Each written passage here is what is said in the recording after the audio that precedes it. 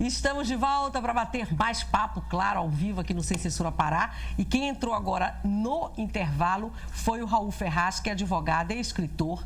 O Raul vai conversar com a gente no outro bloco sobre 2 livros que ele lançou e principalmente sobre o mais recente, que é o Erundina, Biografia de uma Padilha. Eu vou sortear um exemplar dele aqui no programa hoje, olha só.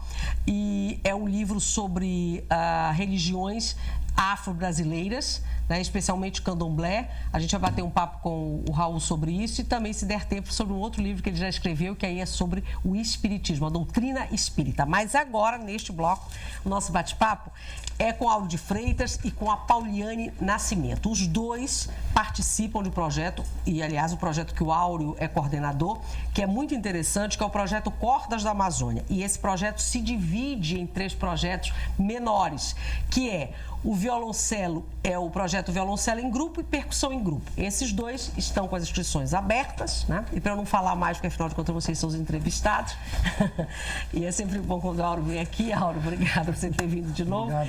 Eu queria que você falasse um pouquinho desses 2 que estão com as inscrições abertas, quer dizer, qual é o objetivo exatamente desses projetos, como é que vocês trabalham com essas crianças, como é que a música tem ajudado. Bem, boa tarde a todos. O objetivo principal deste projeto são as mudanças de políticas públicas dentro das escolas de músicas, principalmente, que até hoje, no terceiro milênio, ainda tem muita dificuldade em aceitar crianças e adolescentes com os transtornos do desenvolvimento. Eu e os meus colaboradores trabalhamos especificamente com o autismo, com a dislexia, com o transtorno de déficit de atenção e hiperatividade e com a síndrome de Down. E nós temos projetos específicos, projetos científicos, ou seja, isso aqui não é um programa não é um projeto de extensão, é um projeto de pesquisa da UFPA, em que nós iremos mensurar o aprendizado musical de crianças com a dislexia, de crianças e adolescentes com TDAH e com autismo e síndrome de Down. O violoncelo vai ser utilizado especificamente para trabalhar as crianças e adolescentes que já estão no ensino fundamental até os seus 14 anos, eu acredito. São aqueles em que tem um transtorno não muito comprometido. Esse vai para o programa Violoncelos em Grupo. Já o projeto Percussão em Grupo, nós vamos abraçar a causa das crianças que já têm uma cognição bem mais comprometida. E a gente tenta fazer uma musicalização e em seguida... Que já são casos de autismo, né? Autismo e a síndrome de Down. E em seguida, através dos encaminhamentos dos psicólogos, nós encaminhamos para o violoncelo, para o violino ou então para qualquer um outro instrumento, como é o caso de 2 alunos da Orquestra de Violoncelistas da Amazônia, que são autistas e hoje em dia eles circulam com a gente na Orquestra de Violoncelistas. Os 2, sem contar que na orquestra nós temos um caso de comorbidade, dislexia e TDAH, e nós temos 2 casos de TDAH específico. E essas pessoas comungam o mesmo espaço, viajam com todos nós e não incomodam absolutamente. E nos seus currículos tem 2 turnês internacionais recente e a última... Aí da Orquestra de Violoncelistas da Amazônia, que já é fruto desse projeto todo, né? Que é muito bacana. Existe, Áureo, pelo que eu estou vendo, pelo que você falou, uma especificação aí ligada à área da saúde, como se a percussão é própria para tratamento de certos... Não é que seja própria para tratar. Certas coisas, que não é tratamento, acorda para outra. Não é tratamento, mas ajuda o desenvolvimento, né?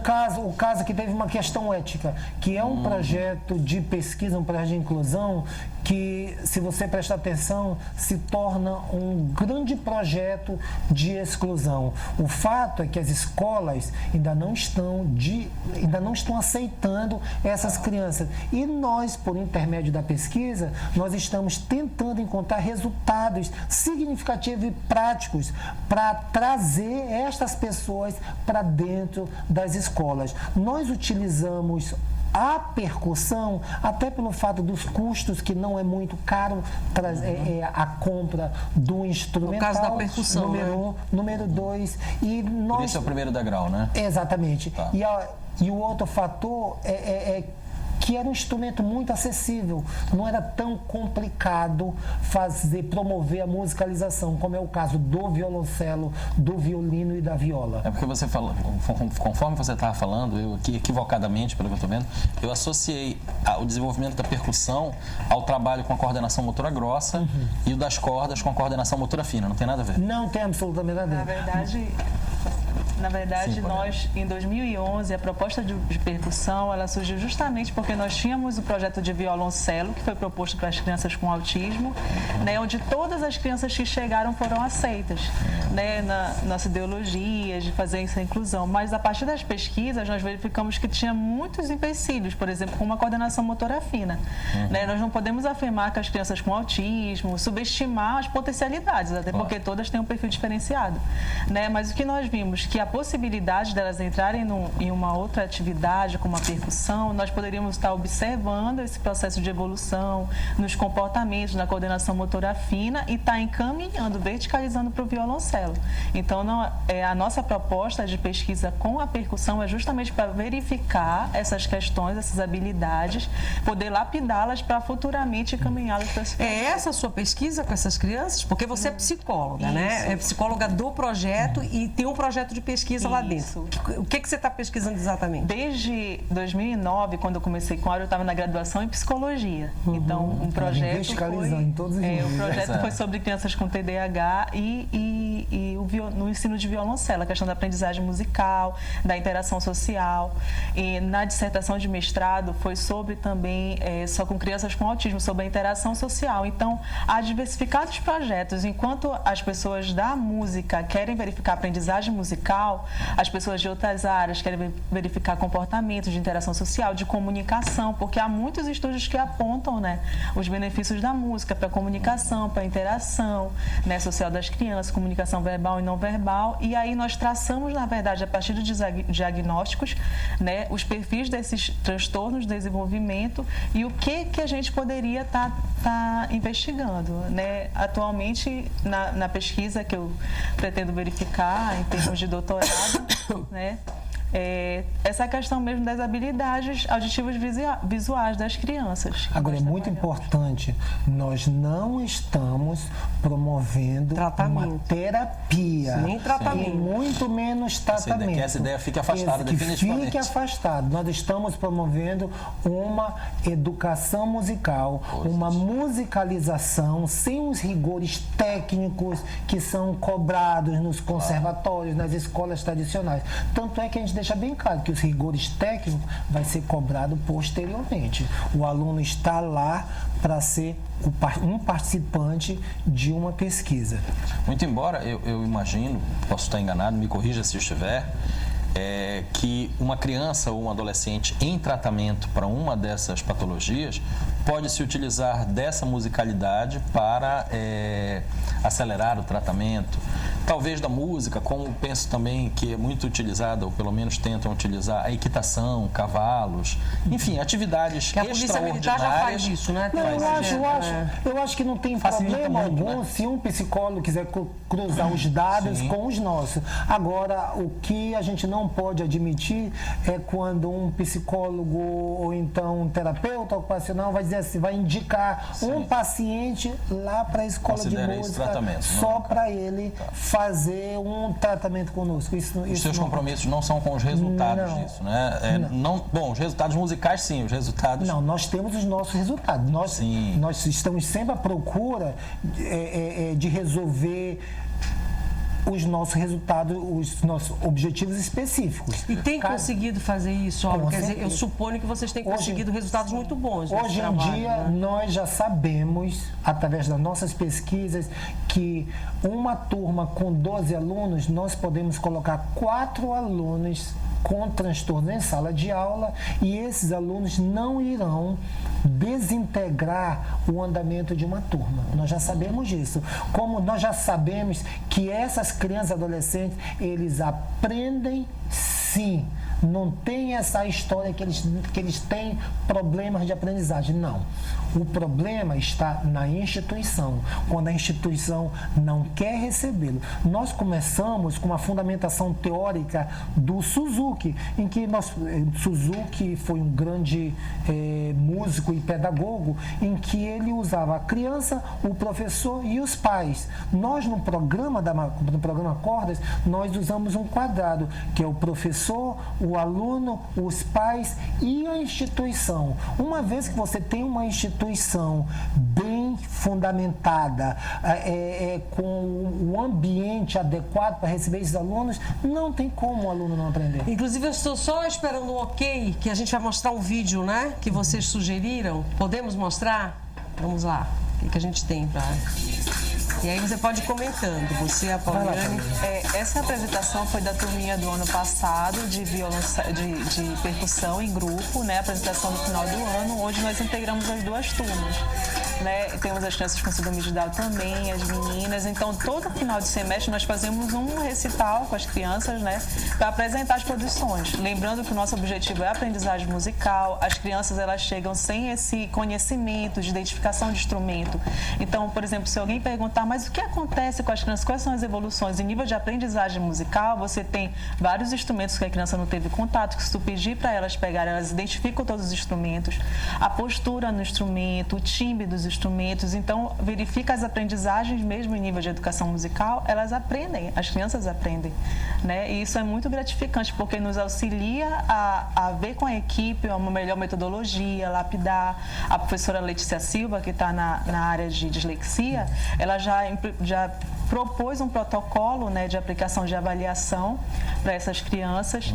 E outros pesquisadores também, nós lapidamos uma escala de avaliação, aliando dados da psicologia, né, para estar avaliando essa aprendizagem musical. E o legal é justamente isso, verificar que ocorre a aprendizagem de fato. E o nosso objetivo é a aprendizagem musical. E que essas crianças podem conviver, né? Com certeza, porque há dois tipos de desenvolvimento, né? Tem o desenvolvimento que nós chamamos de vertical, é quando o adulto auxilia a criança no conhecimento que ela não tem, né? E o horizontal é quando a criança vai lapidar aquilo que ela aprendeu com o adulto, com uma outra criança. Então, fala assim, as crianças com autismo não imitam? Imitam sim. Tanto que elas conseguem aprender com os outros coleguinhas como fazer, tem direcionamento de olhar. Então, a gente verifica vários ganhos que nós chamamos de ganhos secundários. Há ganhos secundários, como na comunicação, não é o nosso objetivo-alvo, mas nós não podemos dizer que não há, porque há. Mas e há vários salta estudos. Aos olhos aí nessas situações. Isso, há vários estudos sobre. Então, aí o grande lance é o estímulo, né? Com o estímulo certo, talvez os resultados sejam mais eficientes, os resultados musicais, a harmonia, enfim. A gente está vendo aí crianças em idade muito pequena ainda, muito criança, muito tenra, né? Já, quer dizer, interessados no projeto, certamente com uma disciplina, um horário de aula, que isso tudo estimula para a organização da cabecinha da criança, né? Quem são essas crianças, Auro? Quer dizer, quem é que pode participar do projeto? Quem são elas? Como é que funciona? Estas crianças são qualquer criança da região metropolitana de Belém, no caso, percussão em grupo, na faixa etária de 6 anos até aos 9 anos de idade, com o diagnóstico, tá? Agora, é claro, para integrar a turma de percussão em grupo, nós precisamos de 80% de crianças típicas, crianças sem o transtorno. Agora, telespectadores, eu peço que, pelo amor de Deus, não exista mais este preconceito. Um dos objetivos também do nosso programa é ensinar as pessoas a conviverem com a diversidade. Essa é a coisa mais interessante que um homem pode carregar durante essa vida. Não ter preconceito contra os outros. E nós encontramos esse problema. As pessoas evitando um programa que tem custo zero, mas não quer participar porque vai ter presença de pessoas... Mas aí são os pais que muitas vezes não querem que os filhos participem desse programa porque sabem que eles vão estar com crianças que têm transtornos, é isso? Seria bom a gente não apontar os dedos, mas eu acho que está o momento de nós mudarmos a nossa percepção. Porque ele é um projeto, como você disse, aberto a todas as crianças da região metropolitana de Belém. Exatamente. De 6 a 9 anos, se for o de percussão, né? O de violoncelo. O TDAH, o de violoncelo que vai abordar a dislexia e o TDAH, nós procuramos crianças de 9 a 14 anos de idade, tá? E mais uma vez, nós precisamos ter 80% de crianças e adolescentes sem transtornos e somente 20% de crianças com transtorno. Quer dizer que não quer dizer que sejam só as crianças do entorno da UFPA, nada disso, né? Não. O programa está aberto. Fiquei com uma dúvida. Ainda há pouco você falou que eram 4 numa turma de 12. Exatamente. Isso são 30%. Pronto, então a gente pode colocar 30%, não tem problema. É porque quando a gente fala em pesquisa, eles dizem... 70 dos típicos, no caso, né? Seria das a gente estava falando 80 dos típicos. Porque o fato é que a gente termina abrindo as exceções. Sim, nós queremos, vamos dizer assim, que 80%, então 70% de crianças típicas e somente uma... está atentíssimo. Ou então uma pequena parcela de pessoas atípicas. Certo. Mas se esses participantes não existem, a gente vai trabalhar com o que nós temos. Mas os resultados já provaram que realmente essa discriminação é uma bobagem. Eu vou dar uma vezinha para o telespectador que tem pergunta, Nilke. Isso, temos 2 perguntas. O Alex Barata, ele pergunta se vocês utilizam trabalho com a rabeca e se não, por quê? Não, nós utilizamos somente o violoncelo, aí a justificativa é porque eu sou um violoncelista e nós conseguimos uma doação bem relevante de instrumentos, então tá preparado o nosso laboratório. Até porque é o que você conhece, exatamente, o instrumento que você domina, né? Por que nós não utilizamos a rabeca? Porque a rabeca não é a minha área de conhecimentos, nós não temos rabeca disponíveis nos nossos laboratórios, então eu acho que vai ser uma proposta muito onerosa, vai ser caro demais. Mas nós utilizamos sim o violino e a viola. O violino e a viola clássica, no caso. E como nos últimos 2 anos a gente vem usando a percussão como meio da musicalização. Também, né? Tem outra, né, Marcela? Temos o Fabrício Reis, diz que Mozart desde cedo se mostrou talentoso, mas também com problemas de saúde. Ele pergunta, será que existe uma relação de inteligência musical com a frágil saúde? Quer responder essa? Inteligência musical. Na verdade, quando as pessoas falam, por exemplo, que existem as habilidades Savan, né? A gente fala que são ilhas de conhecimentos que são ativadas, mas quando, na verdade, a mídia, ela passa muito isso. Às vezes, quando aparece um filme com alguma pessoa com diagnóstico, associa logo a ter uma alta habilidade como forma de compensação, mas na realidade, existem uma pequena porcentagem de pessoas que, de fato, têm essas habilidades aguçadas, essas ilhas de desenvolvimento, seja na área da pintura, seja na área da inteligência musical. Mas não é uma regra, né? Não é uma regra. E aí divulgam muito as exceções e aí acaba associando, né? Fazendo... O que a gente sabe é que as pessoas, na verdade, elas tendem a desenvolver, né? Na verdade, habilidades em áreas específicas para nível de estar se comunicando com o mundo, mas não que isso vá determinar que a pessoa tenha uma... Eu gostaria de complementar, eu particularmente, eu não acredito no talento, eu não acredito nas altas habilidades. O que eu acredito é que se você não tiver um professor e os pais dos alunos e a instituição disponível a construir aquele fenômeno, não vai acontecer. Pode trazer um Mozart, pode trazer um Beethoven, que não vai acontecer. Que não desenvolve. Gente, é óbvio isso. Se você tem uma criança que é super talentosa, mas por uma razão ou outra, essa pessoa está envolvida, lá sei, em uma região de guerra, não vai desenvolver o talento, não vai aparecer nunca. E eu não sou prepotente, não, as pessoas dizem que eu sou, mas eu vou dizer assim, qualquer garoto que vem para o meu estúdio, para a minha sala de violoncelo, essa pessoa vai tocar, porque eu quero que esta pessoa toque. É como eu disse assim, basta a pessoa querer. No nosso programa, quem chega até a orquestra de violoncelista não tem essa história, mas não sabe tocar. Não interessa, coletivamente toca sim. Bacana. Agora, se você, daqui a 10 anos, que todo mundo tem um tempo diferente de aprendizado. É só você ter paciência que essa pessoa chega até lá. Basta a pessoa querer e ter um professor que também queira isso, né?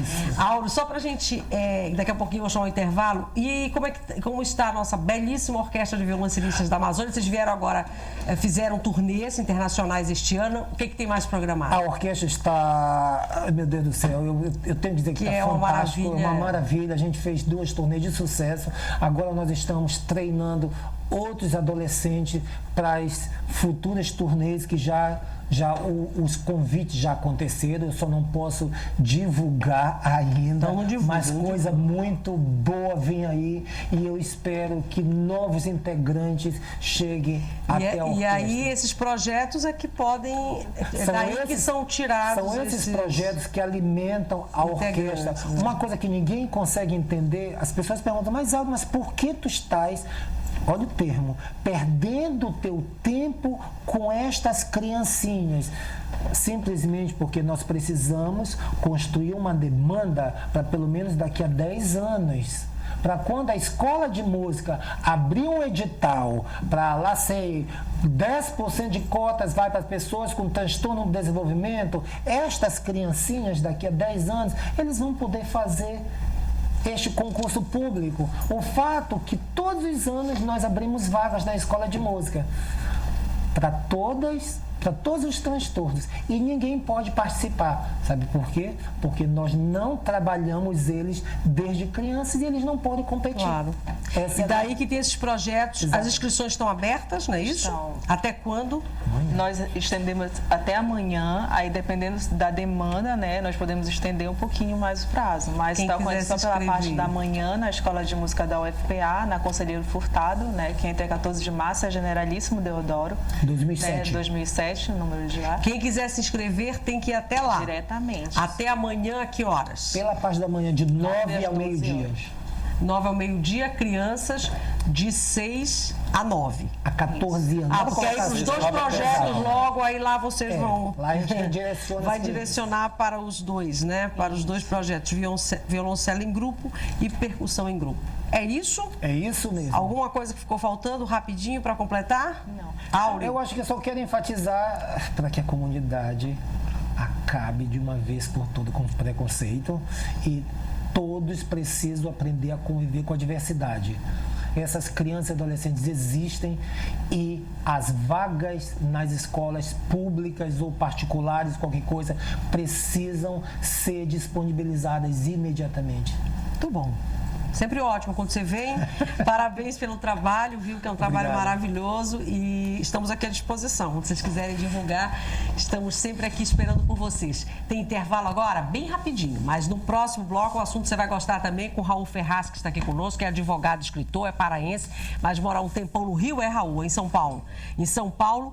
E está aqui em Belém para falar de 2 livros dele que ele já lançou, o Erundina, Biografia de uma Padilha, que é sobre o candomblé, é sobre esse livro que a gente vai conversar, mas o Raul já lançou outro livro anteriormente que foi sobre a teoria espírita, a doutrina espírita, melhor dizendo. Então a gente vai conversar sobre isso no próximo bloco.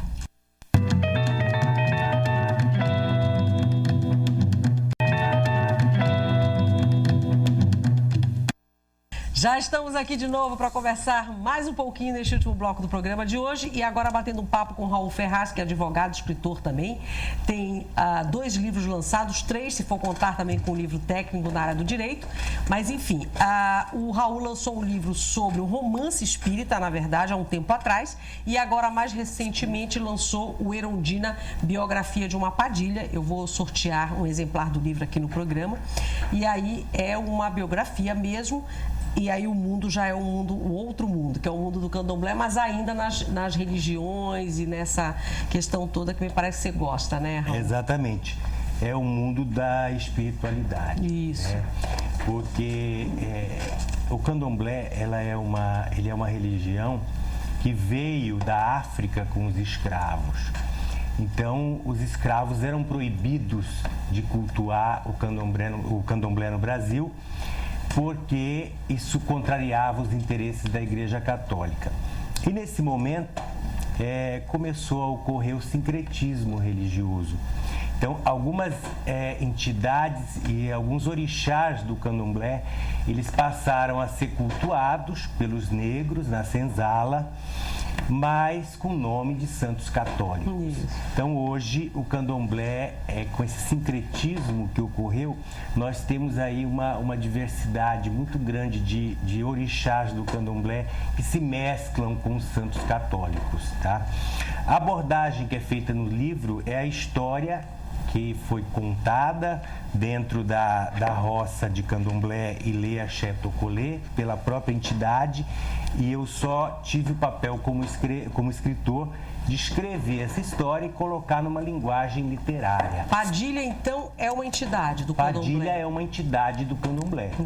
É uma categoria de entidade. E Erundina é, obviamente, o nome dela. Então, a história, a biografia que é contada no livro aborda a história dela desde a vida passada. O que ela era, como foi, como ela morreu ou como desencarnou, como se diz na linguagem espírita, e o que aconteceu com ela depois da morte.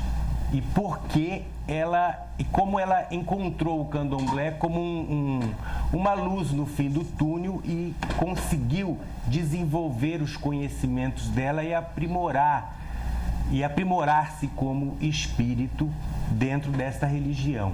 Então é uma abordagem bastante diferente, tá? Muito embora seja uma entidade do candomblé, tem toda uma abordagem espiritualista, porque é o desenvolvimento de um espírito após a morte, ocorrido através do candomblé.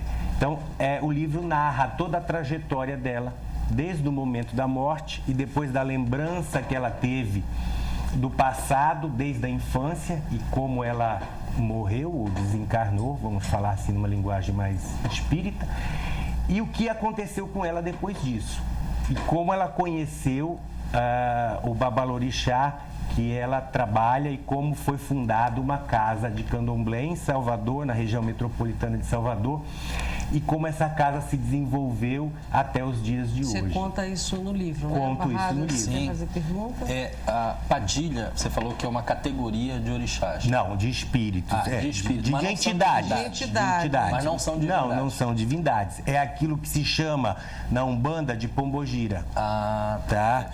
Padilha é a linguagem que se denomina para essa categoria de espíritos no candomblé, de entidades. Então você falou que, no caso deste segundo livro aqui, deste livro que trata do candomblé, Erundina, há um enfoque espiritualista sobre uma história que é menos religiosa. Eu acho que o fator religioso aí é só um detalhe, né? É mais a evolução espiritual dela. A evolução espiritual ocorrida dentro de uma religião que é o candomblé, tá? Certo, que poderia ser, como se conta nos romances espíritas, uma evolução espiritual ocorrida de outra forma dentro do espiritismo. Exato. Aqui é só a forma, só o meio encontrado. Mas a religião é o candomblé, no caso é o candomblé, exatamente. Mas não é o enfoque o candomblé, o enfoque é a evolução. É a evolução dela. Sim. E a vida, a trajetória dela, vamos dizer, a vida espiritual dela dentro do candomblé. Então nós passamos aí por Padilha em 2 encarnações, é isso? Sim, 2 encarnações. Ou não. Mais.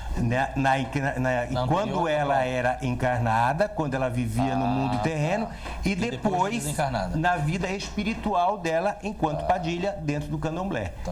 Tá? E isso foi relatado para você? Foi relatado para mim. Eu apenas tive o papel como escritor de colocar numa linguagem literária e de construir a história, o livro, mas de acordo com os relatos que me foram passados, tanto pela própria Erundina como pelo Babalorixá, que trabalha com ela, que faz a incorporação. E foram vários momentos, eu imagino. Vários momentos, várias sessões, e aí ao longo de 1 ano aproximadamente, várias visitas à casa, né, que é Ilê Axé Tocolê, e muita conversa, muita anotação, e cheguei a essa conclusão que é o livro, né? Os 15 capítulos do livro são relatos dela e do Abalorixá. E o epílogo, que é a última parte, é o que eu falo sobre o candomblé, sobre a minha experiência quando eu escrevi esse livro e sobre aquilo que eu descobri, sobre aquilo que eu conheci e que eu também não sabia, tá? E algumas coisas que eu percebi, especialmente a predominância ainda muito grande do preconceito. Nós estamos falando de preconceito no bloco passado, né? Preconceito religioso, e que tem uma afinidade muito grande esse preconceito com o preconceito de cor, tá? De raça. Porque o candomblé é uma religião de origem africana e veio com os escravos. Então tem uma ligação muito grande entre aquele preconceito contra o negro, tá? E ainda há muito. E ainda há muito, tá? E aquele preconceito contra a religião que o negro trouxe. Porque ainda tem muita gente que vê o candomblé como uma coisa ruim, como algo, aspas, demoníaco, como algo de magia negra, e não é nada disso. O candomblé, ele tem uma beleza muito grande, porque ele cultua prioritariamente as forças da natureza. E com o sincretismo religioso, você encontra o sincretismo entre os orixás do candomblé e os santos da Igreja Católica.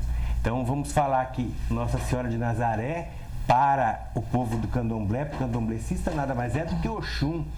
Mas nada impede que alguém do candomblé reverencie Nossa Senhora de Nazaré, vá para o Sírio, faça a promessa. Então, o candomblecista, por natureza, ele não tem preconceito contra a Igreja Católica, nem contra o Espiritismo, nem contra os evangélicos. Não é a mesma mas coisa. O inverso não é a mesma coisa. Talvez a Igreja Católica hoje seja a que mais aceite o candomblé sem muita restrição. Porque eu testemunhei isso em Salvador.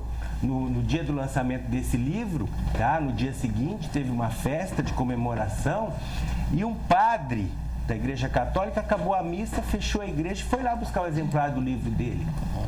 Por quê? Porque aquela comunidade que existem pessoas do candomblé e pessoas católicas, o povo do candomblé frequenta a missa, interage com o padre aceita. Quer dizer, isso não é normal, não é comum acontecer em todo lugar. Mas talvez em Salvador, por causa dessa que é muito isso também. Mescla, tá? Essa mistura, esse sincretismo, isso aconteça com maior tranquilidade, tá? Mas já em outras religiões você não percebeu a mesma coisa, Não. A gente né? sabe que não, e a gente sabe que o candomblé é muito combatido por algumas religiões que se dizem cristãs, mas que não pregam o amor de Cristo, porque, na minha opinião, quando você prega o amor de Cristo, você não discrimina e nem tem preconceito contra nada, né? Mas o foco acho que não é isso. Deixa só a gente dar uma vezinha aqui pro telespectador, Marcelo. O que a gente tem? Isso, Claudemir Soares diz que é apaixonado por esses assuntos, ele queria saber onde pode adquirir o livro e também parabenizar o programa e a Renata, que ele disse que está linda hoje. Muito obrigada. Nossa, obrigada. O livro. Está saindo a segunda edição do livro. Atualmente ele está no site www.mixcultural.com.br e a partir do início de outubro ele vai estar em várias livrarias espírita e livrarias convencionais, os dois livros, tá? E ele pode adquirir hoje no site Mix Cultural ou entrar no meu site www.raulferraz.com.br. Se ele não conseguir no Mix Cultural, eu oriento onde ele pode conseguir. Alguma outra pergunta? A gente já tem um tempinho, não sei. Barradas, quer perguntar? O que você quer pra gente encerrar? O segundo romance aí, o que fala que é um romance espírita, também fala de evolução espiritual, também fala de esse romance ele já trata de uma outra questão, também polêmica, tá? É um romance espírita que fala das manifestações espíritas que ocorrem nas igrejas evangélicas. Eu sei que o tema é extremamente polêmico e que tem muita gente que não gosta de ouvir esse nome manifestações espíritas e igreja evangélica, mas essa é uma conceituação do espiritismo, tá? A gente vê muita manifestação espiritual dentro das igrejas evangélicas e o livro aborda exatamente isso e mostra essas manifestações pela visão espiritual. Tá? Um dos personagens principais, ele é evangélico, ortodoxo, e quando ele desencarna, quando ele morre, ele tem oportunidade de ver a igreja pelo outro lado. E aí ele começa a perceber uma série de coisas que ele não conseguia enxergar, não conseguia perceber antes de desencarnar. Mas esse já não é biografia. Esse não é biografia, romance, esse é um romance psicografado. É psicografado? Psicografado. Tá. Contrário desse, que é uma história que me foi contada e eu apenas Ambos foram contados, na verdade, né? Sim, contados, foi contados, mas é de uma outra forma, Exato, né? Perfeitamente. E também foi contado, mas de uma outra forma. Esse aqui é contado ao vivo. Como é que você exerce essa espiritualidade? Porque me parece que você passeia aí por várias religiões, né? Espiritualistas e não espiritualistas, inclusive. E aí né? você se denomina... Eu me denomino espiritualista, tá? Porque eu acho que o espiritismo tem coisa boa a te oferecer, a Umbanda tem coisa boa, a Mina Nagô, que é muito comum aqui no Pará, tem coisa boa, o Candomblé tem coisa boa. Eu acho que quem tem que saber o que é bom é o seguidor, é o fiel. A igreja evangélica tem coisa boa a oferecer. A igreja católica tem coisa boa. Então eu acho que cada um de nós está no seu momento espiritual e vai ver o que é melhor para si. Então eu não posso dizer para ninguém, olha, o espiritismo é o melhor, nem o candomblé é o melhor, porque para você pode não ser, o seu momento espiritual é outro. Então você está mais afinada com a igreja evangélica, com o catolicismo. Então eu acho que o importante é não haver o preconceito. O preconceito não, em lugar nenhum. Eu acho que não pode ser admitido. É complicado, né? Eu acho que todo mundo tem que ter liberdade para transitar e para saber o que é melhor para si. Eu não posso dizer o que é melhor para você nem para ninguém. Eu posso saber o que é melhor para mim. Claro. Tá? E eu acho que é importante a gente conhecer a opinião das outras. E poder ter a liberdade de escolher, porque se você não conhece, se a sua possibilidade de conhecer é restrita, aí é que piora. Aí você não tem como fazer uma escolha, vamos dizer assim, democrática e que esteja de acordo com o seu coração. Pra gente encerrar mais uma, né, Marcela? Isso. O Alex Barata gostaria de saber como foi dada a permissão para você escrever o livro e também se teve alguma coisa que não pode ser publicada. Nesse último caso, né? Da Erundina. A permissão foi dada pelo Babalorixá e pela Casa de Candomblé, da qual eu falo. Foi dado formalmente por escrito, como manda a lei. E eu fiz uma síntese daquilo que me foi contado. Não tem nada aqui que tenha sido me dito que não possa ter sido publicado. Eu apenas coloquei aquilo que eu achava relevante para o livro. É evidente que o foco não é falar sobre fundamentos do candomblé. Então, eu falei sobre a vida da entidade. Raul, a gente chegou no finalzinho do bloco e do programa, né? Eu vou fazer o sorteio, vou sortear os dois hoje, então você gentilmente deu 2 exemplares aqui para o Sem Censura Pará. Eu te agradeço muito por você ter vindo, viu? Eu que agradeço a oportunidade de fazer a divulgação. Imagina, você já disse aonde as pessoas podem encontrar o livro. Eu agradeço a todos vocês, né? Claro, que participaram do programa. E a gente faz então, Marcela, veja 2 fichas para ver para quem são os telespectadores que vão os 2 livros, né? O primeiro vai para Alex Barata. Tá aí, Alex. E o segundo, Claudemir Soares. Foi ele que falou que queria ganhar, que gostava? Ele queria comprar o livro, na verdade. Bacana. Então tá aí, a gente vai dividir aqui, mas os 2 são bons, com certeza, vocês vão gostar. Gente, estamos iniciando a semana segunda-feira, então vai ter bate-papo, claro, todos os dias, terça, quarta, quinta, sexta, nós estamos só começando. Uma boa tarde para todo mundo e até amanhã, 2h30, esperando você, como sempre, para a gente conversar mais um pouquinho. Até lá.